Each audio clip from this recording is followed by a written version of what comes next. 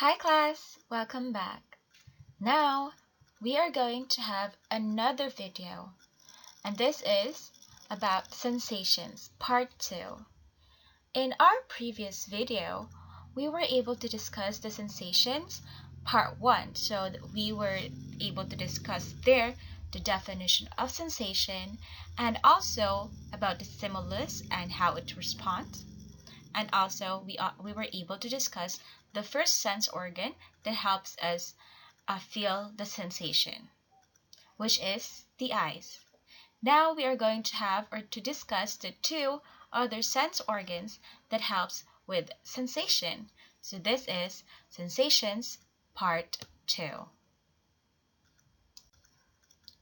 Alright, so now our next sense is the sense of hearing.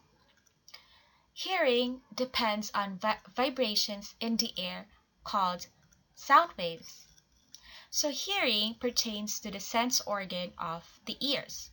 So for us to hear, we were able to receive vibrations coming from the air. So that vibrations from the air is called sound waves. Sound waves from the air pass through various bones until they reach the inner ear, which contains tiny hair-like cells that move back and forth. So once the sound waves passes through our ear, it will pass the different areas of our ear, and then it will reach on the tiny hair-like inside our ear that moves back and forth. So those hair cells, okay, let's talk more about it. These hair cells change sound vibrations into neuronal signals that travel through the auditory nerve to the brain. So these hair-like cells or these hair cells transform those signals into neural impulses to our brain. So that's why we were able to sense that specific sound wave. Alright, so the ears have 3 parts. Okay, so let's talk about specifically the sense organ ears. So first we have the external or outer ear, we have the middle ear, and then on the next page we have the inner ear. But let's first discuss what is the external or outer ear. The external or outer ear function is gathering sound energy and amplification of sound pressure. So in here, the purpose of the outer ear is to actually regulate the sounds that we are receiving, right? So they will gather the sound energies, then amplify it, so the other parts of our ear will be able to adjust it and will not get hurt. Okay, so it's the one that adjusts rather. All right, so yes, and also they are the one to regulate the amplification of sound. So it has parts. So these are the parts. We have the pinna, external meatus, eardrum, or tympanic membrane. All right. Now let's go to the middle ear. The middle ear is the purpose of the middle ear is the transmission of acoustic energy from air to the cochlea. So it's the one that transmits the energy the sound wave energy to the cochlea.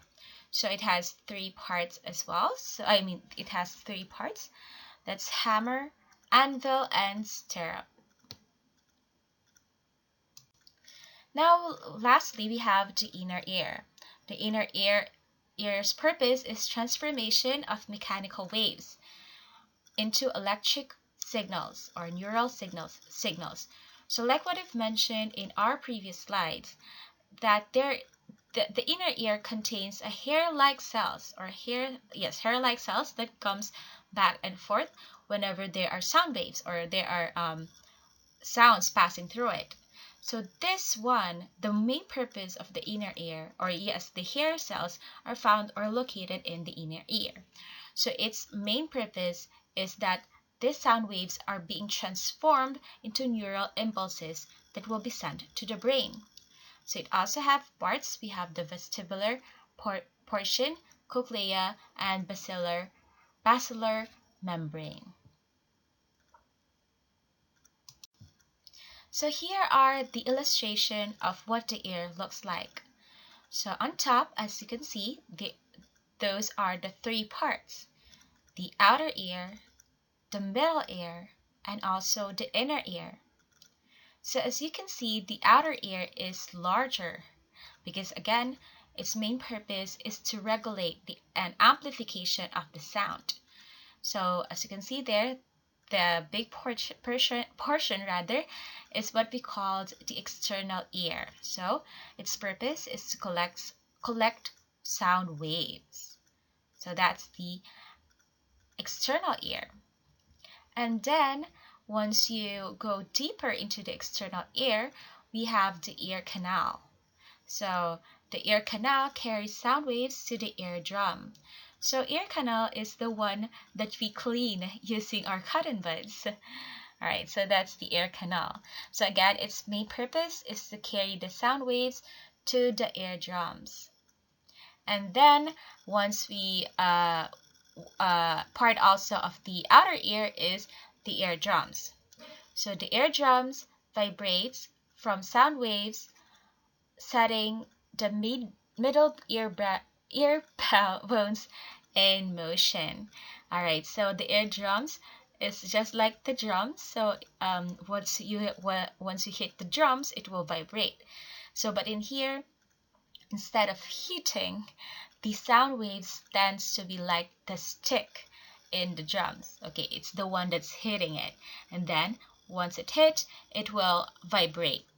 Okay, and then the vibration tends to be the that will vibrate rather the middle ear bones. Okay, and then from there, so that's the outer ear. Now let's go to the middle ear. So as you can see, the middle ear is just at the middle.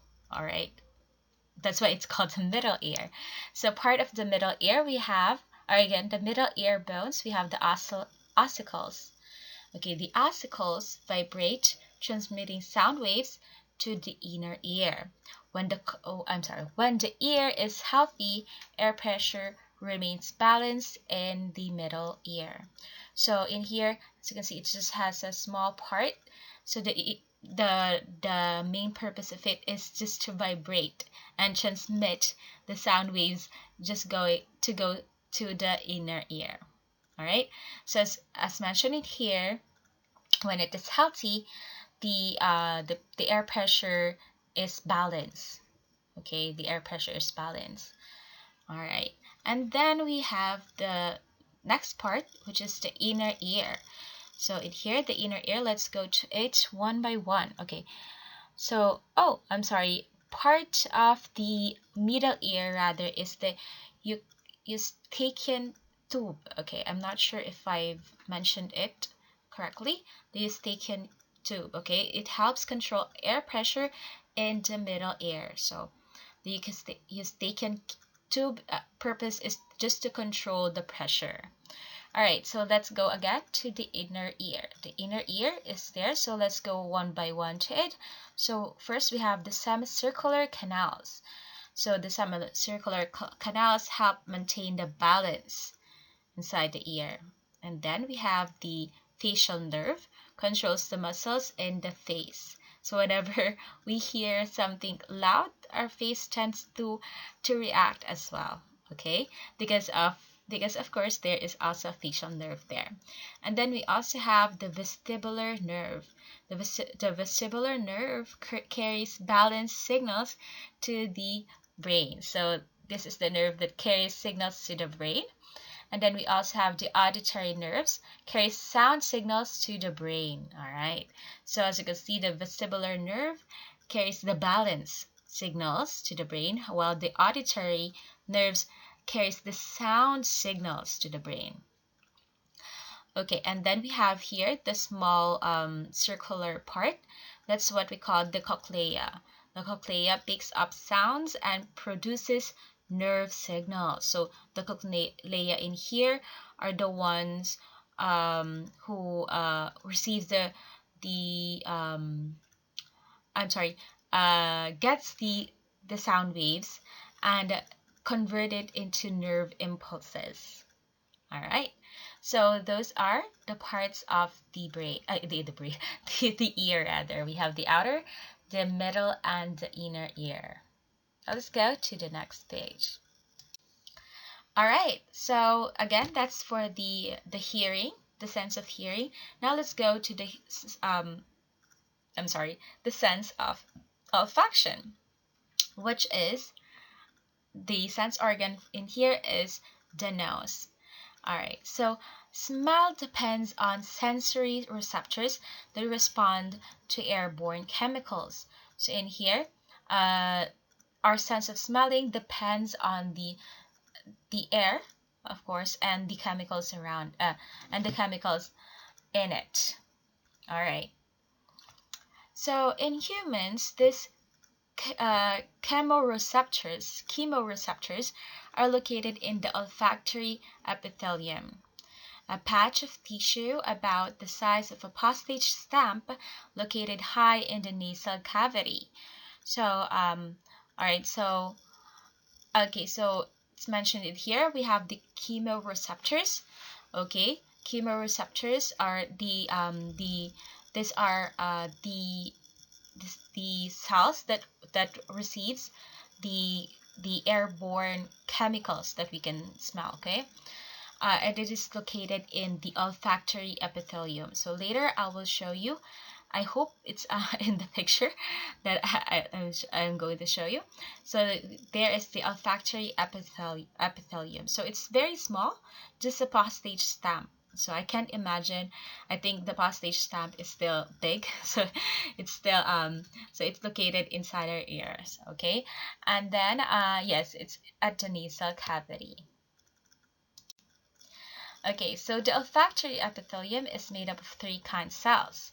So we have the sensory neurons, the supporting cells, and the basal cells. The sensory neurons each with a primary cilium. So sensory neurons, these are the neurons that that receives the senses. Okay, I'm sorry. Sensory neurons, these are the neurons yes, that receives. Okay, I think I got it right. I'm not okay. So sensory neurons, these are the neurons from our sense organs. Okay, so in this one specifically on our sense organ nose.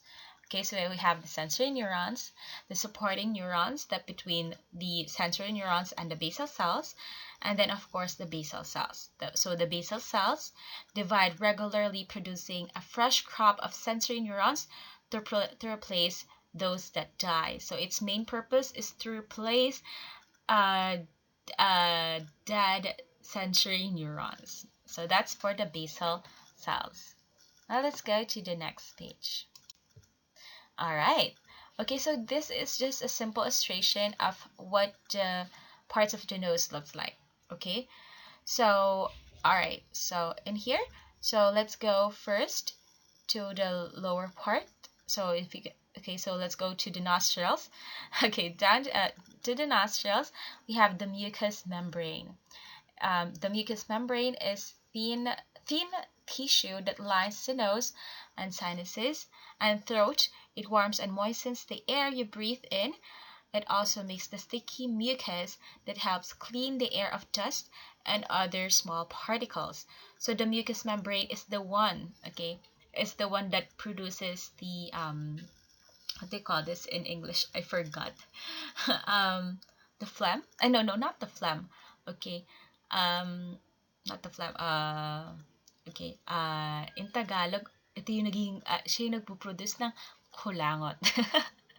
Alright, so that the reason why our uh, our our kulangot is dirty is because it's the one that filters the air that comes in through our nose. Okay, so that's the reason of it. So let's think that for that for the purpose of that.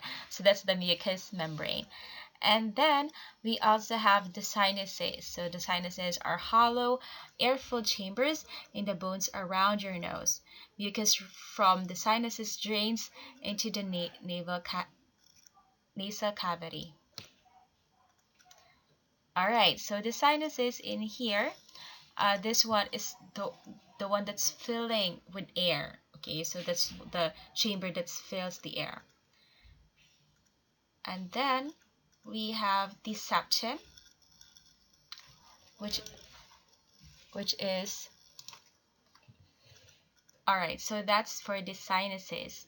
And then let's go to the septum. Okay, so the septum is a thin wall made of cartilage and bone. It divides the inside of the nose into two chambers. All right, so the septum in here is simply made of cartilage. Okay, so ito yung um, correct me if I'm wrong, pero ito yung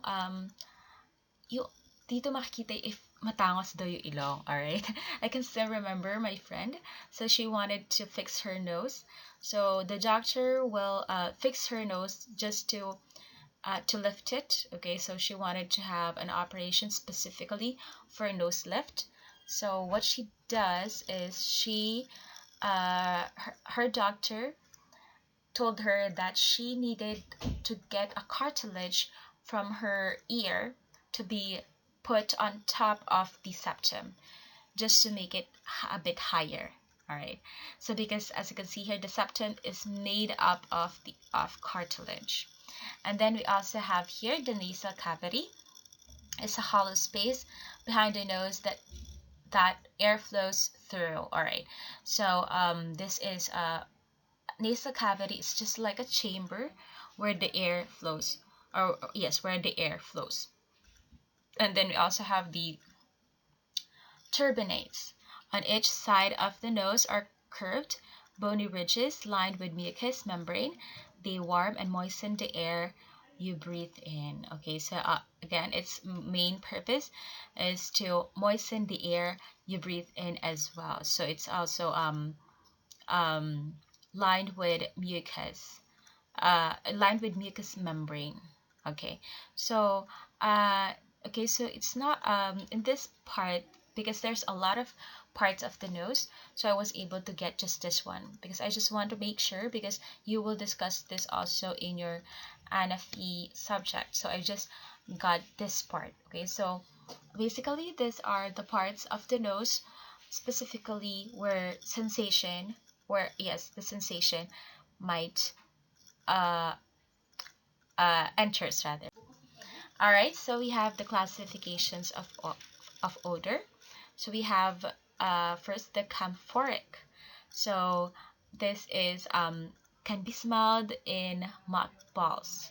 So I think you are all familiar in mothballs. So that the smell that you can hear smell on that is the camphoric. We also have the musky, which is the smell that we smell smell in or the odor that we smell in perfumes. Roses, of course, roses is the floral. Pepperminty, just like in the mint gum, or of course the pepper. We have the ethereal, the dry cleaning fluid. So like in dry cleaning, I forgot the term, uh, fabric and many more. We have the pungent, so that's in vinegar. The putrid rather, rotten eggs. The fruity like oranges, and then spicy spices. Smoky, anything burning. So these are just a few classifications of odor that you can smell. All right, so basically this is the last slide for this presentation. So this presentation is a much easier compared to our previous presentation. So if you have any questions, please let me know. You can chat me at our FB Messenger chat. So thank you very much, and see you again next time. Bye for now.